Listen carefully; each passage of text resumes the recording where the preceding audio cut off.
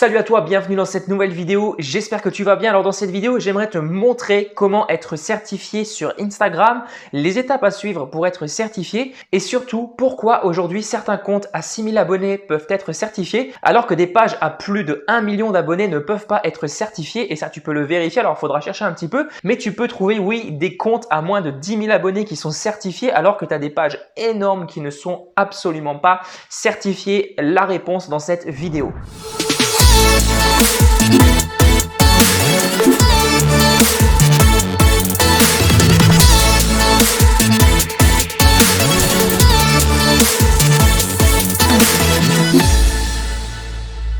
Alors déjà, avant de commencer la vidéo, c'est un truc que j'ai pas trop l'habitude de faire, mais je te conseille vivement de venir me rejoindre sur mon Instagram. Pourquoi? Pour la simple et bonne raison que je vais organiser prochainement un concours de folie et c'est pas peu dire. Il y a un énorme lot qui arrive, c'est juste dingue. Voilà, je t'en dis pas plus pour le moment, c'est un truc qui est en préparation, ça me prend du temps à préparer. Bref, je suis en train de mettre tout ça en place. Donc pour pas rater ce truc de folie, eh bien c'est très simple, tu as juste à venir t'abonner à mon compte Instagram. Donc tu as le lien juste en bas dans la description et tu peux me retrouver sous le nom Benoît-Leutner.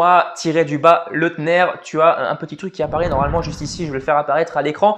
Voilà. Ensuite, autre chose très importante, j'ai récemment mis à jour ma formation Instanovice. Donc la formation Instanovice, quel est son but? C'est tout simplement de t'aider à créer ton business via Instagram, à gagner de l'argent via Instagram et tout ça avec seulement 1000 abonnés et même moins de 1000 abonnés. Je te partage tout ça dans cette formation totalement gratuitement. Tu peux la rejoindre en cliquant sur le bouton juste en bas dans la description, bien sûr à la fin de la vidéo, et tu peux également me laisser un petit pouce bleu à la fin de la vidéo si tu as aimé la vidéo et tu peux également, si tu en as envie, eh bien, partager cette vidéo pour aider par exemple un ami, bref un proche, quelqu'un qui est intéressé par Instagram, qui se pose la question de la validation.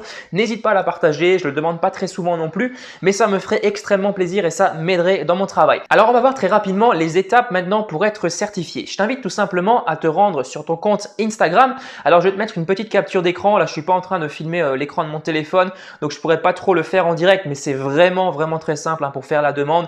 Tu as juste à aller dans tes paramètres, donc tu vas sur ton profil, dans tes paramètres, tu vas ensuite, alors je sais plus exactement où c'est, dans compte il me semble, voilà exactement, tu demandes une vérification, donc demande de vérification. Tu as un petit écran qui apparaît, donc là je vais te mettre tous les screenshots, je vais pas te mettre une vidéo encore une fois. Donc tu mets ton nom par exemple, donc ton nom, bien sûr ton vrai nom. Donc par exemple moi je vais mettre Benoît Leutner. Voilà. Ensuite, ce que tu viens faire, tu viens sélectionner une catégorie.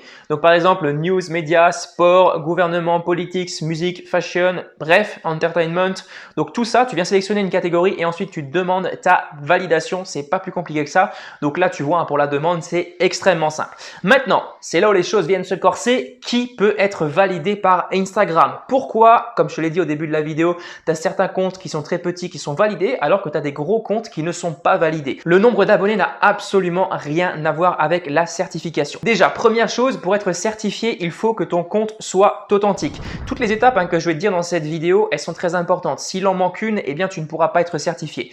Donc, ça veut dire qu'il faut que tu sois une vraie personne et non une page. Par exemple, on imagine, je vais te mettre des screenshots également de pages et de vraies personnalités pour que tu vois un petit peu la différence. On imagine une célébrité qui a connu un certain succès dans un domaine, par exemple le cinéma, la mode, etc., eh bien, elle pourra prétendre à la certification alors qu'une page qui n'est pas une vraie personne, qui n'est pas authentique, elle est tenue par quelqu'un dont on ne voit pas le nom. Je te rappelle le concept page profil. En gros, le profil, tu as une vraie personne qui interagit en tant que personne, en tant qu'humain, alors que sur une page, tu n'as pas une vraie personne. En gros, tu as des photos de paysage, des photos de mode, mais tu n'as pas une vraie personne derrière qui interagit avec l'audience. Là, dans ce cas-là, ce ne sera pas possible de faire valider ton compte, à moins bien entendu que tu sois une grosse marque de vêtements par exemple qui a déjà de la notoriété quelque part. Donc la marque de vêtements n'est pas attachée à une personne, c'est rattaché à un groupe, mais là c'est un petit peu différent. Voilà, c'est juste une petite précision. Donc si tu as une page de voyage par exemple qui sort un petit peu de nulle part, tu as 1 million d'abonnés, ce sera un petit peu compliqué d'obtenir ta certification. Voilà pour le petit détail qui a toute son importance. Deuxième chose qu'il faut absolument que tu aies sur ton compte, c'est que tu sois unique. Si par exemple tu es une copie, on va dire de Thibaut InShape, tu crées un compte Thibaut InShape,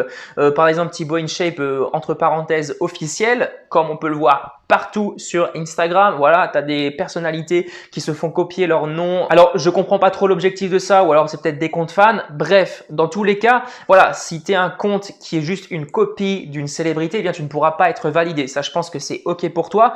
Donc, ça ne sert à rien de prendre le nom d'une personnalité, de mettre les photos de cette personnalité sur ton compte et de demander une validation. Voilà, je pense que tu comprends. En plus, la personnalité en question, en général, a la validation elle-même. Et justement, cette validation est faite pour montrer que cette personne est validée, que cette personne a prouvé sa réelle authenticité, que c'est une vraie personne célèbre et que justement, les autres comptes qui portent ce nom ne sont pas les vrais comptes de la vraie personne. Par exemple, tu tapes Thibaut InShape sur Instagram, eh bien tu verras plein de comptes Thibaut InShape avec différentes variantes du nom et celui qui viendra se différencier, eh bien ce sera celui avec le petit badge bleu. Troisième chose, et ça c'est pas la peine de te le dire, je pense que tu le sais si tu suis mes vidéos depuis un certain temps, eh bien très simplement, il faudra que tu aies un compte qui soit complet. Ça veut dire un compte avec une bio complète, un nom d'utilisateur, des photos, etc. Si tu n'as qu'une photo sur ton profil, eh bien ça va être un petit peu compliqué à moins que tu sois vraiment une personne qui par exemple a été célèbre auparavant, qui est toujours célèbre et que tu as envie d'obtenir ta certification sur Instagram parce que tu te lances sur la plateforme. Et quatrième chose, condition pour être certifié, c'est la condition la plus importante et sans laquelle tu ne pourras pas malheureusement être certifié,